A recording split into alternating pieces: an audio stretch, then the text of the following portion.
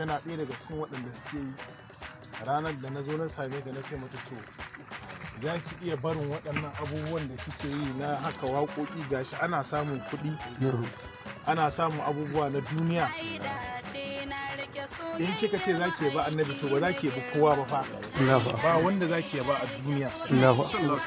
Kuma maganar zuwa studio a zauna ki amshe a baki kuɗi za ki bari. Duk wasu abubuwa da ke samun kuɗi yanzu wanda suke da alaƙa da waƙoƙi irin na zamani ko na duniya za ki bari, za ki haƙura. Ta ce za ta haƙura. Za ki bari ba za ki sake ba, ta ce ba za ta ƙara yi ba. Za ta yi ba annabi kuran. Kuma tun daga wannan lokaci shekara 10 har zuwa yau ba ta ƙara yi ban wannan annabi Muhammad sallallahu alaihi wasallam. Allah ya gafarta. Samun kuɗi yanzu wanda suke da alaƙa da waƙoƙi irin na zamani ko na duniya za ki bari, za ki haƙura. Ta ce za ta haƙura. Za ki bari ba za ki sake ba, ta ce ba za ta ƙara yi ba. Za ta yi ba annabi kuran.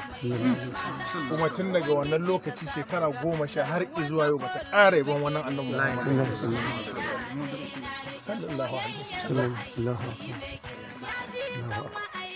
Allah ya gafarta.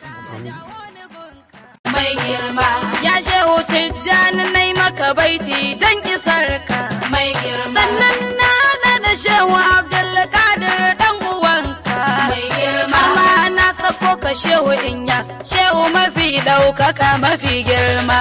Na yi dace na rike soyayyar ma'aiki mai girma, ya wanda ke dab da annabi ni na zo gare ka mai girma.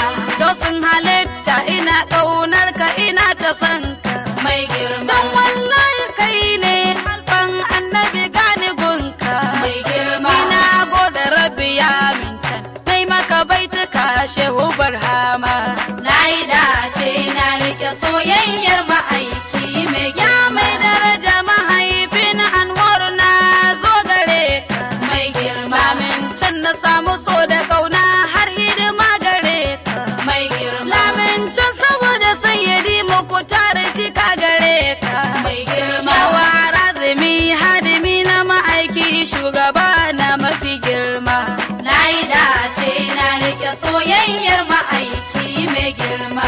Wallahi na yi rantsuwa babu rashe kai nake so mai girma, dan zuciyata tana kwaɗayin neman abin su mai girma. Dan burin da Allah ya sa ta ga annabi shi take so mai girma, domin ta yi dace tana neman wanda ake so ake nema.